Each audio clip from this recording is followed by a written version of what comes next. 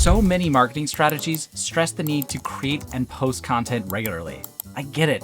There is a lot of pressure to be on every platform, engaging everyone, everywhere, all at once. It's easy to get so caught up in our campaigns and content calendars that we forget, who exactly is this content for?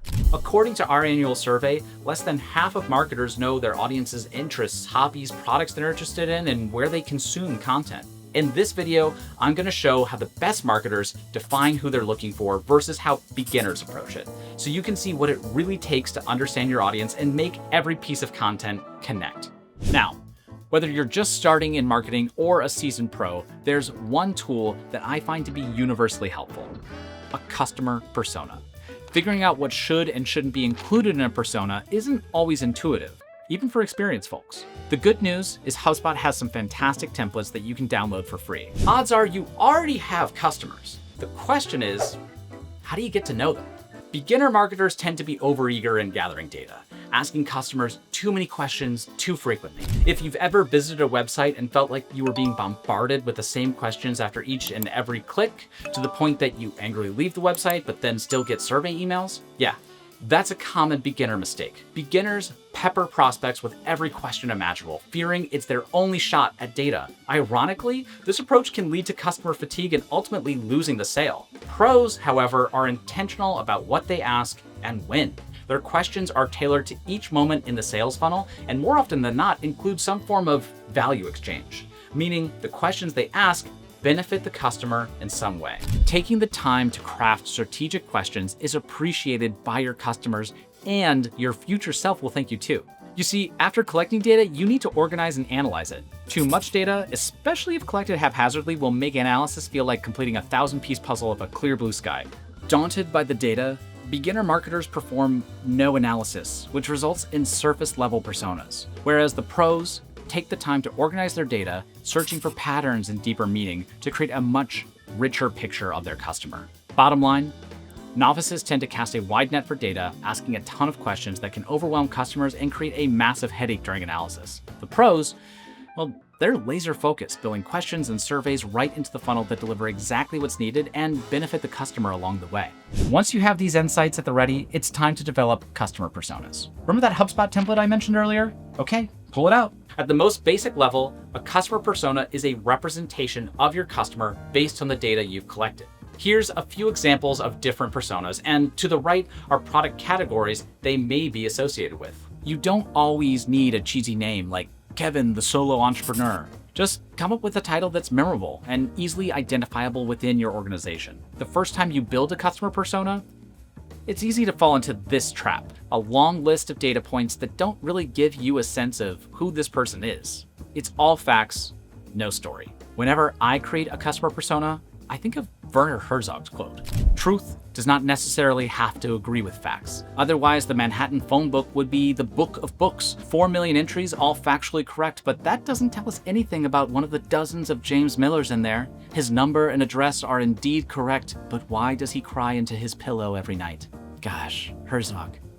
The pros are comfortable mixing a little fiction into their personas. See the difference? The marketer has inferred specific goals and fears that make this persona feel more like a person instead of just a list. The more you explore the thinking behind your customer's decision-making, the more you'll see how there isn't one customer persona for your business. Beginner marketers struggle with this concept. They ignore the contradictions and cram every data point into a single persona. The problem is, by representing everyone, they represent no one. Pro marketers are experts at sorting different insights into separate personas. And in my opinion, there's no one better at this than the folks at Nike. Their customer personas are the gold standard. Here they are, and I swear every time I look at these, I can instantly picture who each is referring to. A novice marketer might have only had athletes and non-athletes, but Nike knew there was a difference between the aspiring athlete and the Sunday jogger. And that's why they segmented these into two different personas. The point is, the best customer personas embrace the nuance to create distinct representations of your customers. This exercise isn't a data dump, it's about storytelling. So feel free to get creative, then pressure test your assumptions against the data you've gathered.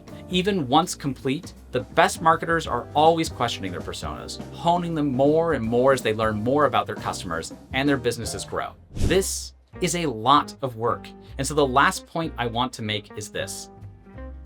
Please do not bury these personas. I see so many marketers file these personas away, never to see the light of day. All that effort is lost and the value of the persona is never realized. The pros never let this happen. They seek buy-in on these personas across the organization. These personas inspire product teams to become integral to onboarding employees and vendors and even appear in the company's marketing. Look at the latest campaign from Impossible Foods. Tell me this brand spokesman doesn't strike you as a caricature of a meathead. Without a doubt, he is the result of a customer persona that Impossible Foods wanted to sell more to. In other words, the campaign creative likely stemmed from a persona. Just look at Nike. Every ad they make is an embodiment of one of their personas, and oftentimes they feature real people. You know you're onto something when the fictional personas you create end up being real people who can speak to the value of your brand. To recap, don't let your effort go to waste. Once you build your persona, use it. Get people excited about it. Seek out real people who personify it. This resource is as valuable as you make it.